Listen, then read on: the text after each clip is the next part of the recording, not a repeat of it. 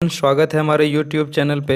Subscribe करें हमारे channel को और बेल आइकन को दबाना ना भूलें ताकि जब भी हम वीडियो अपलोड करें आपको नोटिफिकेशन मिलती रहे।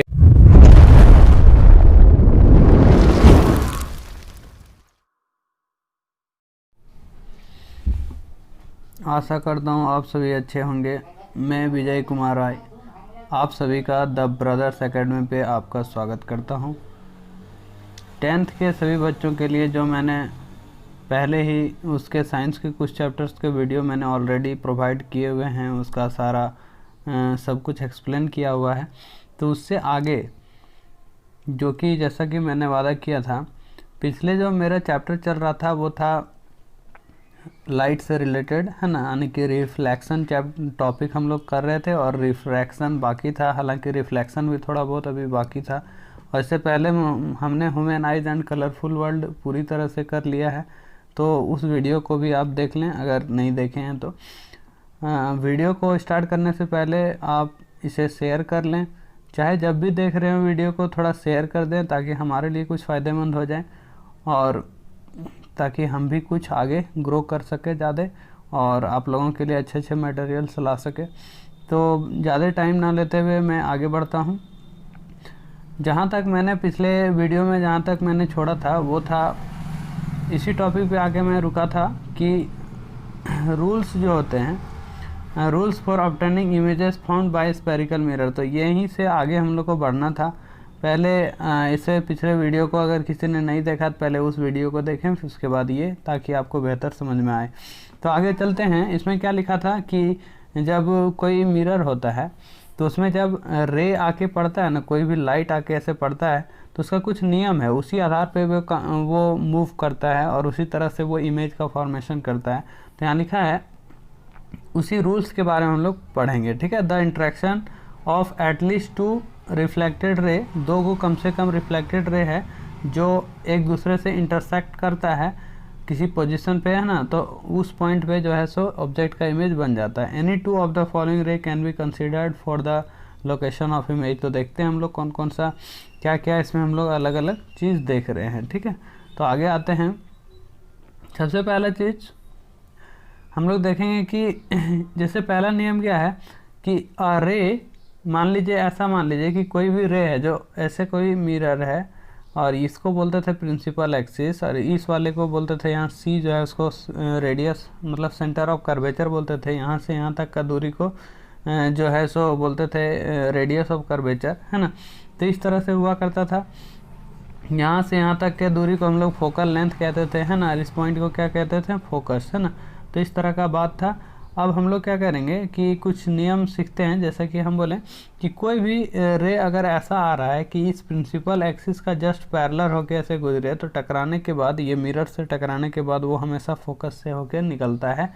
हमेशा ये घटना होती है, तो कृपया आप इसे हमेशा नोटिस करके रखें। तो ये कनकेव का सिचुएशन था, क्योंकि कनकेव को कन्वर्जेंट मिरर भी बोला जाता है, तो ये मोड़ने का काम करता है। हालांकि ये जो है ये है कॉन्वेक्स, और कॉन्वेक्स जो होता है वो डाइवर्ज करता है कोई भी रे को। देखिए इसको ऐसे डाइवर्ट कर दिया, तो ये भी फोकस से पास तो नहीं होता है, लेकिन फोकस से पास हुआ प्रतीत होता है। देखिए इधर डॉटेड लाइन से दिखाया गया है, यहाँ से पास होता हुआ ये दिख रहा है ना। तो यही काम यहाँ पे बताया गया है। तो कुल मिला के कोई भी रे अगर प्रिंसिपल एक्सिस का पैरेलल जाता है तो वो हमेशा फोकस से पास होता है। यही हम लोग को याद रखना है, ये पहला नियम था। दूसरा नियम पे आगे बढ़ते हैं। दूसरा नियम क्या है? तो उसमें बोला गया है कि जब भी कोई रे यहाँ पे, है ना, ray passes through principal focus, मान लीजिए कोई ऐसा रे है जो प्रिंसिपल फोकस से ही वो पास हो रहा है ऐसे, तो जब वो प्रिंसिपल फोकस से पास होगा ना, जैसा अभी हम लोग पढ़े थे कि अगर पैरेलल जाता तो फोकस से पास होता है, तो अभी अगर ये फोकस से पास हो रहा है तो वो पैरेलल होके फिर आगे निकल जाएगा। उसी तरह यहाँ कन्वेक्स वाले सिचुएशन में अगर पैरेलल ऐसा मान लीजिए फोकस से होके आया ऐसे, है ना, और इससे आया, टकराने के बाद ये वापस पैरेलल होके निकल जाएगा और ये फोकस से पास होता हुआ दिखेगा, एक्चुअल में पास नहीं होता है। ये हमेशा वर्चुअल इमेज बनाता है और ये रियल बनाता है ना। ये भी वर्चुअल एक पोजीशन पे बनाता है, हम बताएंगे कब। तो आगे बढ़ते हैं इससे आगे। तीसरा नियम क्या हम लोग को याद रखना है? तो तीसरा नियम है कि जब भी कोई ऐसा हो, कोई कंडीशन कि कोई रे आता हो और वो सी से पास होता हो, डायरेक्ट सी से, है ना, कि सेंटर ऑफ कर्वेचर से, तो वापस वो रिटर्न भी ना सी पे ही चला जाता है अगर सी के डायरेक्शन में आता है। तो ये इसके ये कॉन्वेक्स वाले केस में भी होता है। ऐसे मान लो लीजिए कि ये जा रहा है तो वापस आके उसी में निकल जाएगा। तो ये घटना, ये तीसरा नियम है, इसको भी हम लोग को याद रखना चाहिए। ठीक है, तो ये था तीसरा नियम।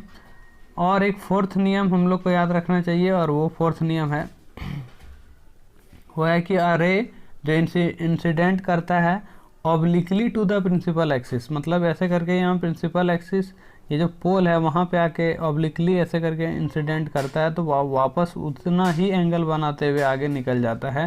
तो इस घटना मतलब ये इक्वल एंगल के साथ मतलब ये निकल जाता है ना। तो इस नियम को भी हम लोग याद रखेंगे, वो वही सेम काम यहाँ भी होता है, ऐसे करके निकल जाता है ये।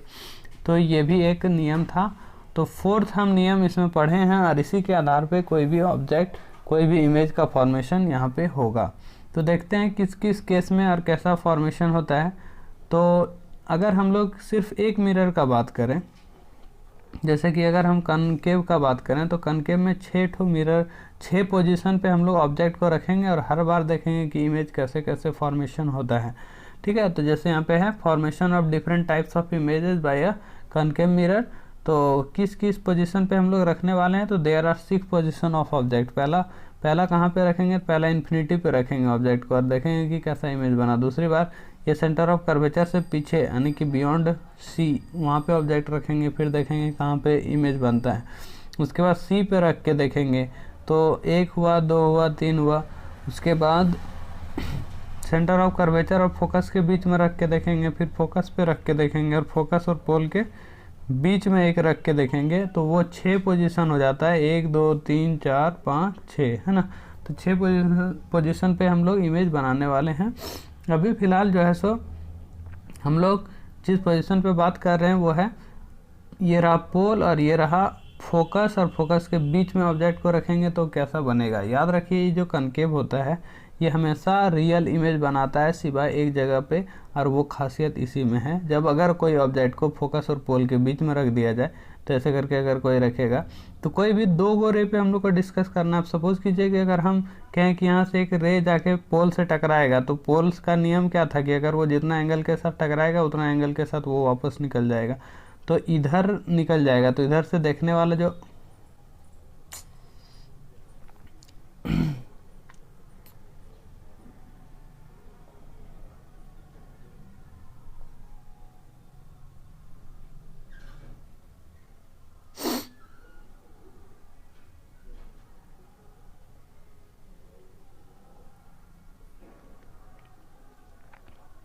तो यहाँ से हम लोगों ने सीखा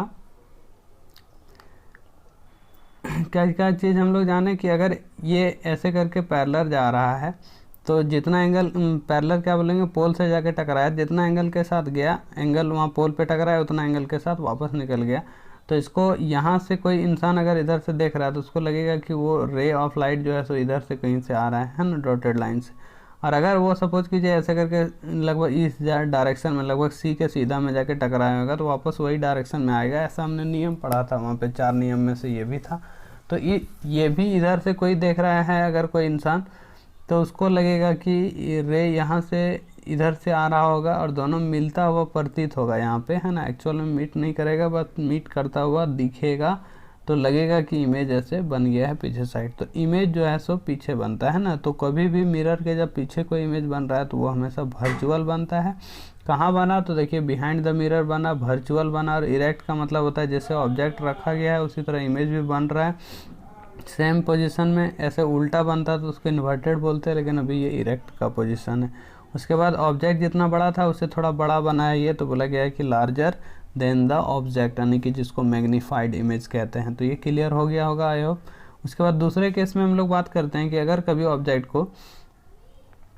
को फिक्स किया जाए। देखिए पिछले बार हमने फोकस और पोल के बीच फिक्स किया था ना, तो इस बार फोकस में अगर हम लोग रख दें, तो फोकस से मान लीजिए सपोज के पैरेलल कोई रे गया होगा, तो वो वापस फोकस से निकलेगा, ऐसा हमने नियम पढ़ा था। और अगर सी के डायरेक्शन में जाएगा तो सी के डायरेक्शन में ही निकलेगा। देखिए ये दोनों रे ना पैरेलल हो जाता है। पैरेलल मतलब ये कहीं मिलने वाला नहीं है। तो इन्फिनिटी चला जाएगा ना, तो इसका मतलब हुआ कि ये जो इमेज बनेगा वो कहाँ बनेगा, एट इन्फिनिटी पे। और इन्फिनिटी पे हमें मतलब इधर पीछे साइड तो नहीं बनाना, तो इसका मतलब रियल इमेज बना है ना, रियल इमेज बना और उसके बाद इन्फिनिटी पे बना। तो कहाँ पे बना था, एट इन्फिनिटी पे रियल बना। और देखिए ऐसे नीचे साइड जा रहा है, मतलब इन्वर्टेड इमेज जहाँ बनेगा इसलिए रियल एंड इन्वर्टेड नाम आया। उसके बाद हाईली मैग्नीफाइड मतलब काफ़ी बड़ा इमेज बनेगा। तो ये भी हमने 2 पोजीशन पे जिक्र किया। नेक्स्ट पे आते हैं, हर पोजीशन को याद भी रखना है, ठीक है, कि कैसे कैसे इमेज बन रहा है। नेक्स्ट में आते हैं, जब ऑब्जेक्ट को हम लोग फोकस और सेंटर ऑफ कर्वेचर के बीच में ऑब्जेक्ट को रख दें तब कैसा इमेज बनेगा। देखिए जैसे कि यहाँ रखा गया है ना, तो यहाँ पे जब रखा तो ऐसे पैरेलल गया तो जाके टकराया और ये फोकस से निकल गया। यहाँ पे कहीं है तो मान लीजिए सी के डायरेक्शन में गया, सी के डायरेक्शन में वापस आके और ये निकल गया, तो हम लोग को दिख रहा है कि यहाँ पे आके बन गया है ना।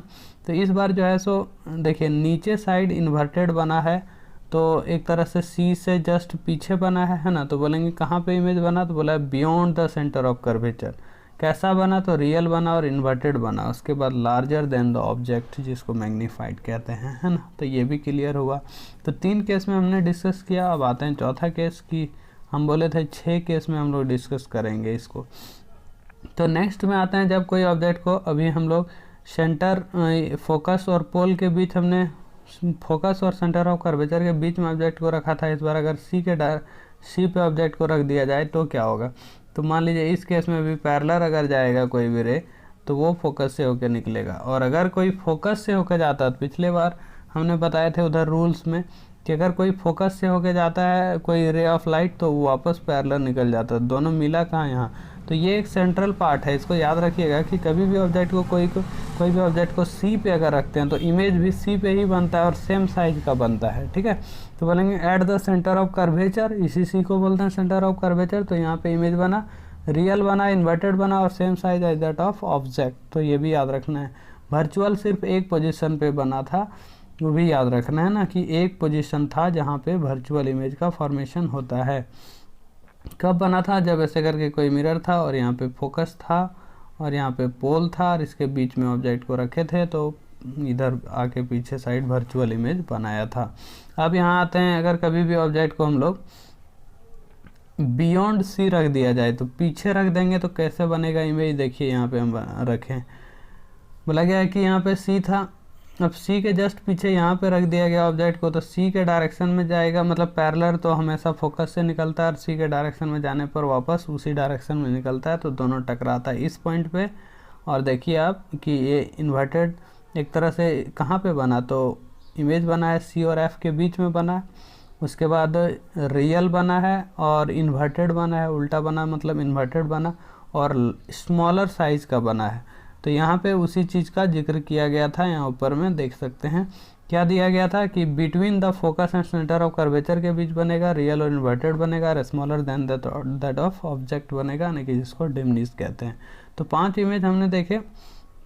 अब आते हैं 6 पोजीशन। 6 पोजीशन में है कि जब ऑब्जेक्ट को इन्फिनिटी पे रखा जाए तो क्या, तो याद रखिए जब फोकस पे रखे थे तो इन्फिनिटी पे बना था इमेज। तो उसी तरह अभी अगर इन्फिनिटी मतलब जहाँ तहाँ कहीं इन्फिनिटी पे अगर ऑब्जेक्ट को रखा है तो इन्फिनिटी से जब लाइट आता है ना, तो आते आते यहाँ तक पैरेलल बन जाता है एक तरह से। और पैरेलल जब जाता है कोई भी लाइट तो टकराने के बाद वो फोकस से निकलता है, तो इधर वाला भी फोकस से होकर निकलेगा। तो ये देखिए फोकस पे दोनों मिट कर जाता है और एक पॉइंट साइज का इमेज बना देता है छोटा सा। तो बोला जाता है कि जब भी इन्फिनिटी पे ऑब्जेक्ट को रखेंगे तो हम लोग का फोकस और सेंटर ऑफ कर्वेचर के बीच मतलब एट फोकस पे होना चाहिए, उतना सही नहीं है। तो बोला जाता है कि फोकस पे बनता है इमेज, है ना, फोकस पे, ये सही नहीं है। रियल एंड इन्वर्टेड बनता है और मच स्मॉलर देन, बहुत काफ़ी छोटा रहता है, यानी कि हाईली डिमनीज कह सकते हैं, ऐसा होता है। तो यूज़ एक तरह से हम देखें क्या कि इसमें कि हमेशा जो इमेज बन रहा था वो या तो बड़ा बना, हमेशा बड़ा, लगभग एक केस में ही समझिए तो छोटा बना जब इन्फिनिटी पे था। तो कुल मिला के इस वाले मिरर का वहीं पे यूज़ किया जाएगा जहाँ बड़ा इमेज का ज़रूरत है। तो बोला है कि कनके मिरर का यूज़ कहाँ कहाँ होता है, तो इसको कॉमनली यूज़ किया जाता है टॉर्च में यूज़ किया जाता है, सर्च लाइट में, व्हीकल्स में। क्यों टॉर्च लाइट में यूज़ किया जाता है, क्योंकि टॉर्च जो होता है जलता है तो उसका दूर तक लाइट जाना रहता है, तो इसको एक जगह डायरेक्शन देने के लिए एक ऐसा लगा देता ताकि लाइट को मोड़ के एक जगह पे ले जाया जाए। तो ये सर्च लाइट में यूज़ करेगा, टॉर्च में, व्हीकल में, का हेडलाइट में भी यूज़ करेगा। जहाँ जहाँ लाइट को दूर ले जाना है तो वैसा जगह पे पावरफुल पैरेलल बीम ये बना देता है इसीलिए। उसके बाद है कि कनकेव मिरर का यूज़ किया जाता है सेविंग मिरर में बड़ा इमेज देखने के लिए, है ना। तो ये हुआ। फिर बोला गया है कि द डेंटिस्ट जो होता है वो यूज़ करता है कनकेव मिरर को एज अ लार्ज टीथ का जो है सो पेशेंट का जो टीथ होता है उसका बड़ा इमेज प्राप्त करने के लिए ये डेंटिस्ट लोग भी इसका यूज़ किया जाता है। उसके बाद है कनकेव मिरर का यूज़ किया जाता है डॉक्टर के द्वारा हेड मिरर के रूप में to focus light coming from a lamp on a body parts of a patient to examine by the doctors. तो उसके बाद है कनकेव डिश है, उसको डिश टीवी में यूज़ किया जाता है ना, एंटीना वगैरह में टीवी सिग्नल इस सब के रूप में भी यूज़ किया जाता है, सैटेलाइट में यूज़ किया जाता है। उसके बाद है large concave mirror use in concentric sunlight, मतलब सनलाइट को एक जगह कॉन्सेंट्रिक करने में, एक जगह मोड़ने में ताकि प्रोड्यूस करे, उसको सोलर पैनल पे ले जाके गिराया जाए लाइट को तो ज़्यादा से ज़्यादा मतलब अच्छा से हीट उसको मिले, है ना। तो इसके लिए भी यूज़ किया जाता है।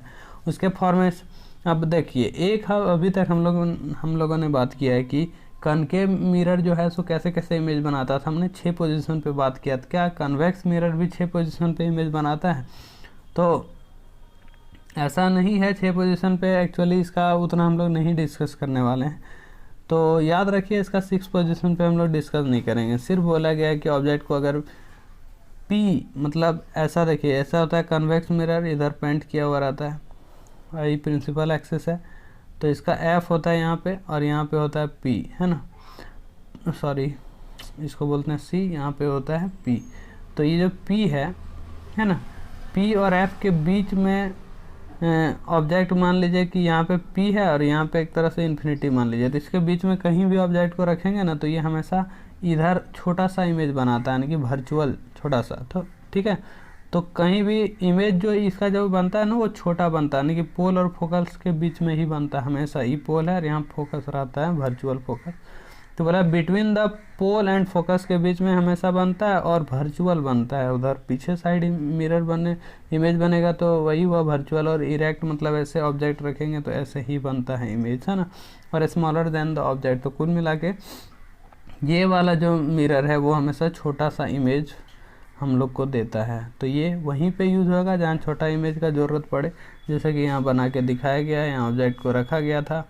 इसमें भी वही नियम था, क्योंकि कि पैरेलल जाएगा सी के डायरेक्शन में जाएगा तो सी के डायरेक्शन में वापस आ जाता है, और ये डॉटेड से दिखा दिया है कि सी से पास होता हुआ दिख रहा है। ये पैरेलल जाएगा तो ऐसे निकल जाएगा और ये फोकस से पास होता हुआ दिखेगा। तो कहीं इस जगह पे ये मिल गया है वापस, है ना। अगर ये इस जगह पे ये मिला है तो हम लोग कह सकते हैं कि देखिए कितना छोटा सा इमेज यहाँ पे बना है, यानी कि इधर पीछे साइड बना है तो वर्चुअल इमेज बनेगा हमेशा, और इरेक्ट इसको बोला जाता है।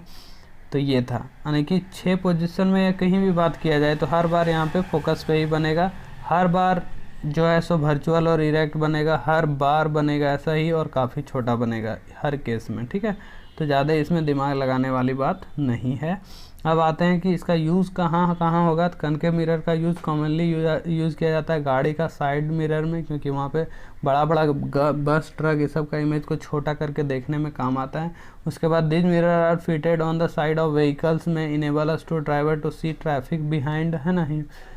तो इस तरह का सेफ ड्राइविंग में यूज़ किया जाता है। कन्वेक्स मिरर का यूज़ किया जाता है पर क्योंकि ये ऑलवेज इरेक्ट इमेज देता है और डिम नहीं देता है, इसीलिए। तो वही यहाँ पे मेंशन किया गया है कि क्यों यूज़ किया जाता है और कैसे ही मतलब कहाँ यूज़ किया जाता है। Concave mirror enable us to, हाँ तो वही बात था। उसके बाद आगे आते हैं question, define the principal focus of a concave mirror. कुछ क्वेश्चन है, प्रिंसिपल फोकस किसको बोलते हैं उसको डिफाइन कीजिए। तो लाइट रे जो कि पैरेलल प्रिंसिपल एक्सिस, देखिए ऐसे लाइट रे होता है, कोई प्रिंसिपल फोकस के प्रिंसिपल एक्सिस का पैरेलल अगर कोई लाइट आता है तो वो बेंड होके जहाँ से पास होता है ना उसको क्या बोलते हैं, फोकस, है ना। तो वही बोला गया, light ray are parallel to the principal axis of a concave mirror converge at a specific point, एक स्पेसिफिक पॉइंट पे वो कन्वर्ज करता है on its principal axis after reflecting from the mirror. तो this point is known as the principal focus of the concave mirror. तो कुल मिला के वही बात हुआ, है ना। तो ये था इसका कहानी, प्रिंसिपल फोकस किसको कहते हैं, यानी कि कुल मिला के ऐसे करके यहाँ पे एफ रहता है, उसी को बोलते हैं प्रिंसिपल फोकस। और ये हमेशा रेडियस ऑफ कर्वेचर का कितना होता है, आधा होता है। हमने बताया था क्वेश्चन कि r जो होता है, f जो होता है वो r का आधा होता है। तो यहाँ पे एक क्वेश्चन में बोला था कि अगर कोई स्पेरिकल मिरर का रेडियस ऑफ कर्वेचर 20 है तो उसका फोकल लेंथ क्या होगा, तो हाफ करेंगे तो 10 आएगा। काफ़ी आसान क्वेश्चन है इसका, है ना। तो ये भी हो गया। तो इस तरह से छोटा छोटा कुछ क्वेश्चन है। उसके बाद आता है क्या, एक मिरर फार्मूला। तो मिरर फार्मूला क्या होता है, तो ये एक तरह का रिलेशन देता है किसके किसके बीच। तो देखिए एक तो हम बोलेंगे फोकस के बीच, ठीक है। एक ऑब्जेक्ट डिस्टेंस जिसको u से रिप्रेजेंट किया गया है, यहाँ u मतलब ऑब्जेक्ट का डिस्टेंस। ऐसे करके मान लीजिए कहीं ऑब्जेक्ट को हम ऐसे रखते हैं ना, तो यहाँ से यहाँ तक के बीच का दूरी उसको ऑब्जेक्ट डिस्टेंस यानी कि u कहते हैं। तो उसका, और फिर इमेज कहीं इधर या कहीं भी बनता है ना, तो उसके बीच का जो दूरी होता है उसको बोलते हैं v, इमेज डिस्टेंस कुल मिला के। और f का मतलब फोकस, जो फोकल लेंथ होता है। तो तीनों के बीच जो है ना सो एक रिलेशन देता है ये। तो अगर क्वेश्चन कभी आता है गिव रिलेशन बिटवीन फोकस और बोला गया है image distance and object distance, तो यही रिलेशन हम लोग को ये डालना है और इसी से न्यूमेरिकल्स भी बनता है, जो कभी हम इसको बोर्ड में करा देंगे आप लोगों को इस चैप्टर को ख़त्म होने के बाद।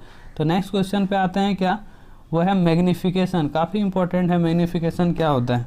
तो मैग्नीफिकेशन याद रखिए, मैग्नीफिकेशन को m लेटर से रिप्रेजेंट करते हैं। और देखिए कोई भी इमेज बनता है तो उसका ये ऑब्जेक्ट है और मान लीजिए कोई इमेज ऐसे बना है, तो इसका भी कुछ हाइट होता है। उस हाइट को हम hi से रिप्रेजेंट करते हैं, हालांकि बुक में h1 h2 से रिप्रेजेंट कर देता है। तो हम hi से इमेज होता है ना, इसलिए। अच्छा ये ऑब्जेक्ट है तो यहाँ ho है ना, और यहाँ पे इमेज है तो ये hi, ठीक है। तो देखिए यहाँ पे हाइट ऑफ इमेज है, मतलब इसको हम hi बोलेंगे। और यहाँ हाइट ऑफ ऑब्जेक्ट है, मतलब इसको हम ho बोलेंगे। तो इस तरह से मैग्नीफिकेशन का फार्मूला बन जाएगा m = hi/ho, ठीक है। यानी कि यहाँ जो कि h2/ho h1 लिखा हुआ है। तो मैग्नीफिकेशन का एक फार्मूला ये हो गया, यानी कि मैग्नीफिकेशन का डिफिनेशन आप बता सकते हैं आसानी से कि image of an object is magnified with respect to the object size. इसका रेशियो वही होता है ना, उसी को मैग्नीफिकेशन कहते हैं। दूसरा एक और फार्मूला होता है मैग्नीफिकेशन का, वो होता है -v/u, यानी कि magnification m is also related to the object, एक तरह से डिस्टेंस एंड इमेज डिस्टेंस के से रिलेटेड रहता है, और वो है m = v/u। तो हमने दो चीज़ पढ़ा अभी, m का वैल्यू ये कि m = hi/ho, और m का एक और फार्मूला पढ़ा कि -v/u। कुल मिला के देखिए कि अगर दोनों m के बराबर है, ये वाला भी m के बराबर, ये वाला भी m के बराबर, तो इसका मतलब हुआ कि hi/ho वो बराबर हो जाएगा -v/u। तो ये भी रिलेशन आप यूज़ कर सकते हैं कहीं भी न्यूमेरिकल्स को बनाने में, है ना। तो यही सबसे ये रिलेटेड क्वेश्चन था। अच्छा, न्यूमेरिकल में एक चीज़ और काफ़ी इम्पोर्टेंट होता है, वो है साइन कन्वेंशन। तो साइन कन्वेंशन क्या होता है कि देखिए कोई भी ऑब्जेक्ट को अगर हम लोग रखते हैं तो ऐसे करके रखते हैं कोई भी ऑब्जेक्ट को, तो ऑब्जेक्ट का जो हाइट होता है ना, देखिए कोई मैथ में जैसे ग्राफ पढ़ते हैं तो यहाँ पे ओरिजिन होता है, यहाँ पे x बोलते हैं, यहाँ x' बोलते हैं, यहाँ y बोलते हैं, यहाँ y' बोलते हैं। तो इधर ऊपर के साइड में ना प्लस हमेशा लिया जाता है, नीचे की साइड में हमेशा नेगेटिव लिया जाता है ना। इधर वाले को हम लोग पॉजिटिव लेते हैं और इधर अगर बढ़ रहे हैं तो इसको नेगेटिव। मैथ का सिंपल कंसेप्ट है, आई होप आप लोगों को पता होगा ये चीज़, छोटी सी बात। तो वही सेम प्रोसेस यहाँ भी होता है। बोला जाता है कि अगर ऑब्जेक्ट का, ये जो ऑब्जेक्ट है तो इसका डिस्टेंस आपको चाहिए यहाँ से यहाँ, तो वो हमेशा देखिए किधर है, इधर है ना पूरा, मतलब ई वाला ग्राफ को ऐसे मान लीजिए इसको, तो इधर बढ़ रहे हैं ना तो ये नेगेटिव में हमेशा होगा, यानी कि यू जो है जिसको बोलते हैं वो हमेशा नेगेटिव होगा। और वहीं पे अगर हम ऑब्जेक्ट का हाइट का बात करें, ये जिसको HO बोलते हैं, तो HO बोलेंगे ना तो वो हमेशा पॉजिटिव में होगा, क्योंकि देखिए ये ऊपर की ओर जा रहा है ना। और इमेज अगर रियल बनाने की डाउनवर्ड डायरेक्शन में बना तब HI जो होगा वो नेगेटिव होगा। लेकिन अगर कभी वर्चुअल ऐसे बन गया तब उस केस में जो HI होगा सो पॉजिटिव भी होगा। तो पॉजिटिव भी हो सकता है और नेगेटिव भी हो सकता है HI, है ना, लेकिन HO कन्फर्म पॉजिटिव होगा। उसके बाद है ऑब्जेक्ट डिस्टेंस, तो नेगेटिव हुआ। इमेज डिस्टेंस जिसको भी कहते हैं, तो इमेज डिस्टेंस देखिए अगर इमेज इधर बना है इधर, तो ये वाला दूरी जो होगा ना वो पॉजिटिव होगा। लेकिन अगर इमेज ऐसे रियल वाला बना होगा इधर ऐसे डाउन हो के, तो ये जो दूरी होगा ना वो नेगेटिव होगा। तो ये भी दोनों हो सकता है, इमेज का कोई फिक्स नहीं कहा जा सकता है ना। तो ये वाला अगर है इसका, अगर ये वाला मिरर है, एक तरह से आप कह सकते हैं कि इस वाले में ना फोकस जो होता है, यहाँ पे कहीं फोकस होता है तो ये फोकल लेंथ ना नेगेटिव हमेशा होता है एफ, इस केस में नेगेटिव। और अगर ये वाला मिरर रहा ना तो उसमें हमेशा एफ जो होगा वो पॉजिटिव होगा। तो इस बात पे भी हम लोग ध्यान रखेंगे। उसके बाद न्यूमेरिकल्स में इसको अच्छा से फिर से हम समझाएंगे कभी भी जब इसका क्लास लेंगे तो यहाँ ये था आज का क्वेश्चन, यानी कि यहाँ से आप कह सकते हैं कि आपका जो है सो रिफ्लेक्शन वाला टॉपिक जो था वो ख़त्म हो गया है ना। अब जो बचता है ना वो बचता है रिफ्रैक्शन ऑफ लाइट क्या होता है, यही हम नेक्स्ट वीडियो में लेके आएंगे। यानी कि रिफ्लेक्शन का जो टॉपिक था वो आज का ख़त्म हो गया। तो आई होप आप लोगों को ये वीडियो पसंद आई होगी। अगर आए हैं तो कृपया अपने दोस्तों के बीच शेयर करें, जितना ज़्यादा से ज़्यादा हो सके इस चैनल को ग्रो कराएं, और ताकि हम आप लोगों के लिए ऐसे ही अच्छी वीडियो ला सकें। तो आज के लिए इतना ही, बस अच्छी लगी हो वीडियो तो लाइक करें और शेयर करें, और नए हैं चैनल में तो इसे सब्सक्राइब कर दें। फिर मिलता हूँ अगले वीडियो में, तब तक के लिए धन्यवाद। आपका दिन शुभ।